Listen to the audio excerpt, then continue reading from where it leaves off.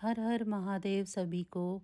परशुरामेश्वर मंदिर, जिसे परशुरामेश्वर भी कहा जाता है, भारत के उड़ीसा की राजधानी पूर्वी भारतीय शहर भुवनेश्वर में स्थित है। इसे 7वीं और 8वीं शताब्दी के बीच द्रव काल के प्रारंभिक उड़िया हिंदू मंदिर का सबसे अच्छा सुरक्षित नमूना माना जाता है। यह मंदिर हिंदू भगवान शिव को समर्पित है और राज्य के सबसे पुराने मौजूदा मंदिरों में से एक है। ऐसा माना जाता है कि इसका निर्माण लगभग 650 ईस्वी में नगर शैली में किया गया था और इसमें 10वीं शताब्दी से पहले के कलिंग वास्तुकला शैली के मंदिरों की सभी मुख्य विशेषताएं हैं। यह मंदिर परशुरामेश्वर मंदिरों के समूह में से एक है।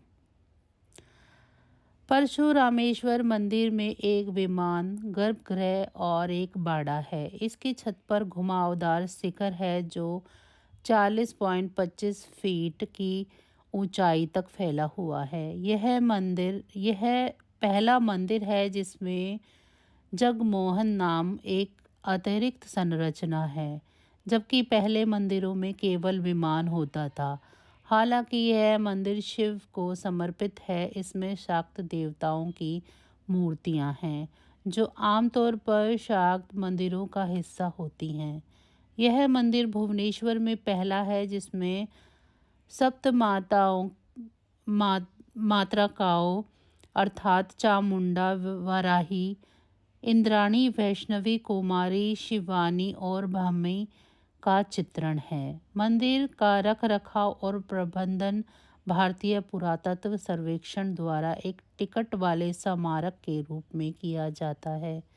परशुरामाष्टमी हर साल जून जुलाई के दौरान मंदिर में मनाए जाने वाला प्रमुख त्योहार है। यह मंदिर उड़ीसा राज्य के सबसे प्रमुख पर्यटक आकर्षणों में से एक है। परशुरामेश्वर मंदिर परशुरामेश्वर मंदिरों के समूह में से एक है जिसे भुवनेश्वर में सबसे पुराना मंदिर माना जाता है। कुछ इतिहासकारों का मानना है कि परशुरामेश्वर मंदिर का निर्माण 8वीं शताब्दी की शुरुआत में हुआ था, जो 7वीं शताब्दी के अंत में शत्रुघ्नेश्वर, भारतेश्वर और लक्ष्मणेश्वर मंदिरों के निर्माण के बाद हुआ था। हालांकि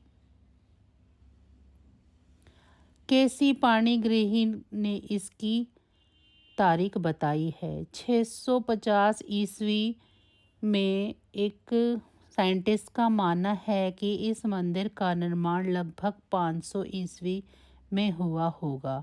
अधिकांश विद्वान शैली और 8 ग्रहों की उपस्थिति के आधार पर 7वीं शताब्दी के मध्य की तारीख पर सहमत है, जो आंतरिक गर्भगृह के दरवाजों पर दिखाई देते हैं, जैसा कि बाद के मंदिरों में 9 ग्रहों को दर्शाया गया है।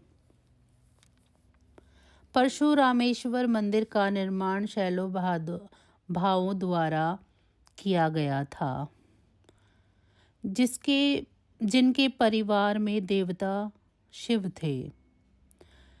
शैलोद्र भाव भी शाक्त देवताओं का सम्मान करते थे और मंदिर की दीवारों पर शाक्त छवियों को चित्रित करते थे।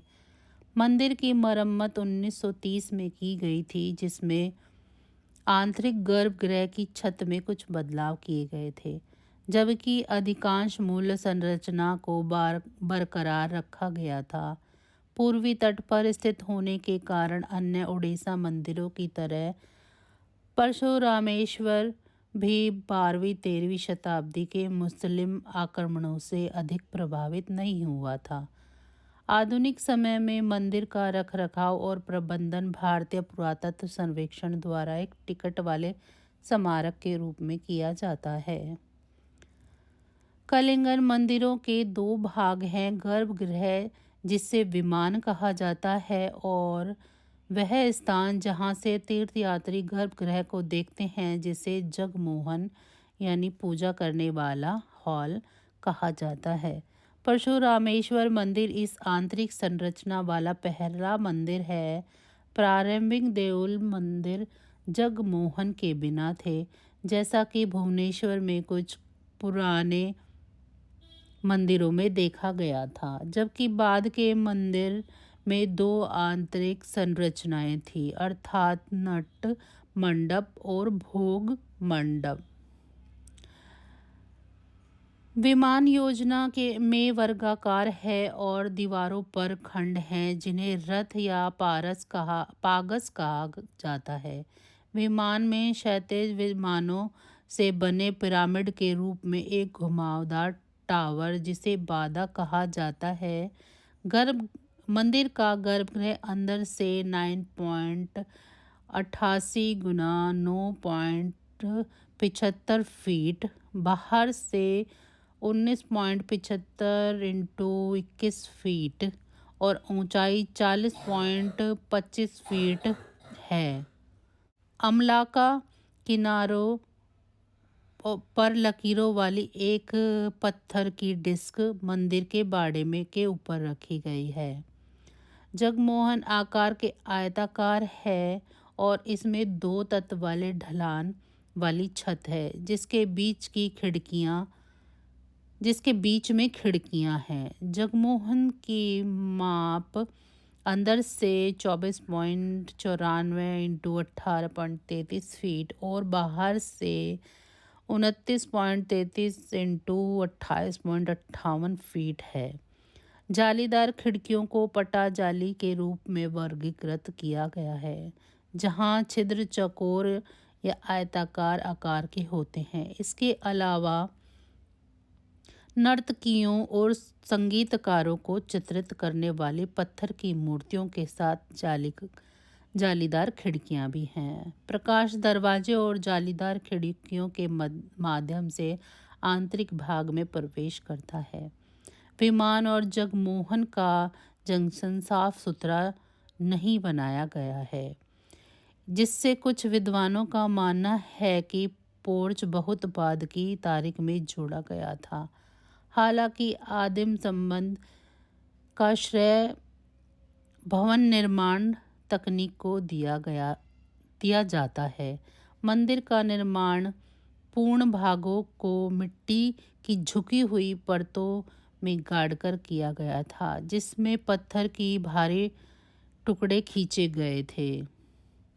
यह मंदिर हिंदू मंदिर वास्तुकला की नागर शैली के शुरुआती उदाहरणों में से एक है, जो ऊर्ध्वाधर संरचना पर जोर देता है, जैसा कि बाद के मंदिरों जैसे भुवनेश्वर के मुक्तेश्वर, लिंगराज और राजरानी और कोणार्क के सूर्य मंदिर में देखा गया है। मंदिर में 6 भुजाओं वाली महिषमर्दिनी दुर्गा की छवि का सबसे पहला चित्रण है, जिसे एक गवाक्ष फ्रेम के अंदर छाती से ऊपर की ओर एक हेडड्रेस, कर्णकुंडला, माला और कंगना पायल के साथ दिखाया गया है। दुर्गा ऊपरी बाएं हाथ में तलवार पकड़े हुए दिखाई देती है, जबकि ऊपरी दाहिने हाथ में वह राक्षस भैंस का चेहरा दबाती हुई दिखाई देती है।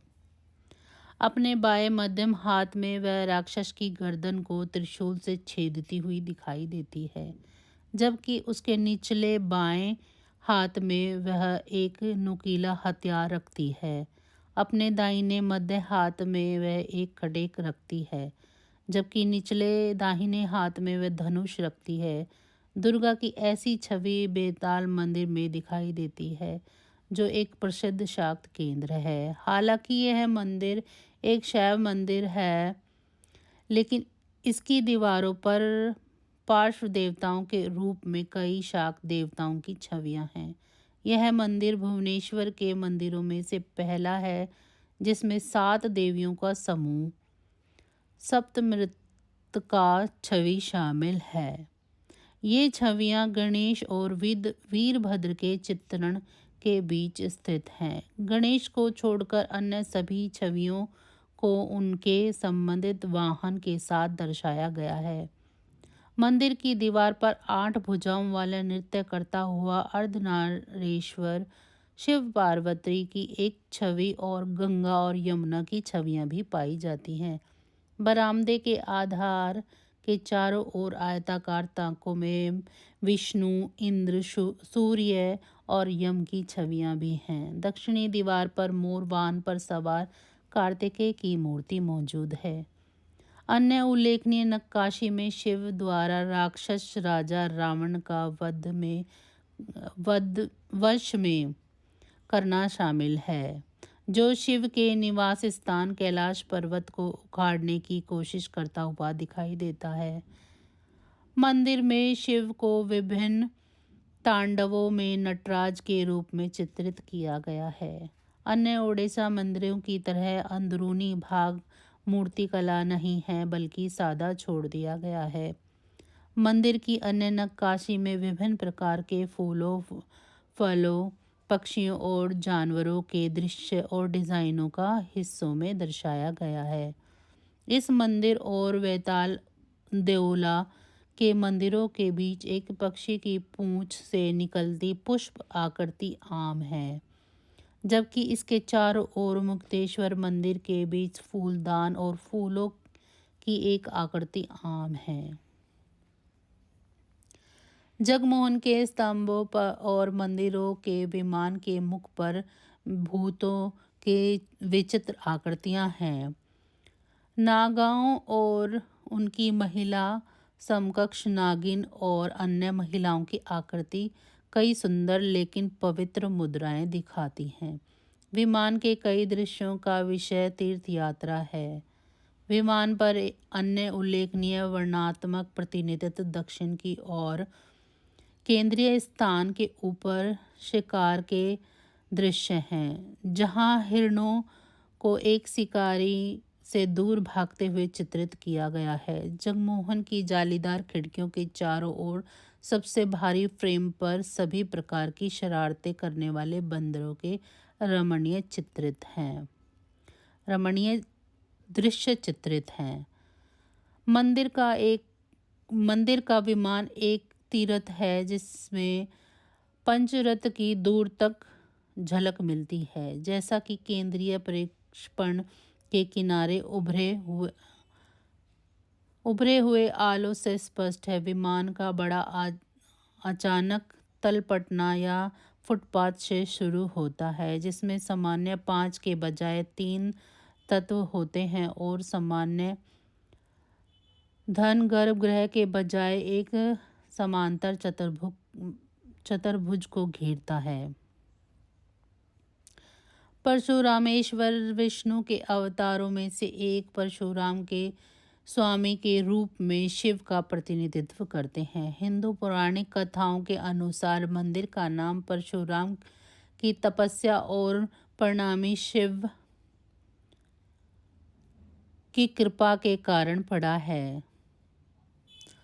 8वें दिन मंदिर में मनाए जाने वाला प्रमुख त्योहार परशुरामाष्टमी है, जब लिंगराज की उत्सव छवि को परशुरामेश्वर मंदिर में ले जाया जाता है और भोग लगाया जाता है। परशुरामेश्वर मंदिर राज रानी मंदिर और वेताला देउला के साथ 7वीं और 8वीं शताब्दी ईस्वी के दौरान देवदासी परंपरा के अस्तित्व की पुष्टि करता है। देवदासियों व लड़कियां थी जो अपने शेष जीवन के लिए किसी देवता या मंदिर की पूजा और सेवा के लिए समर्पित थी और आमतौर पर उच्च सामाजिक स्थिति का आनंद लेती थी। उन्हें आमतौर पर राजा के महल में स्थानांतरित किया जाता था और बाद में आम जनता के लिए प्रदर्शन किया जाता था। यह मंदिर शहर के विभिन्न सबसे पुराने मंदिरों में से सबसे अच्छा संरक्षित नमूना माना जाता है। तो बस आज की जानकारी इतनी ही थी। फिर मिलेंगे हम आपको इसी तरह की किसी अन्य जानकारी के साथ। अगर आपको मेरी जानकारियाँ अच्छी लग रही हैं तो मेरी वीडियो को लाइक करें।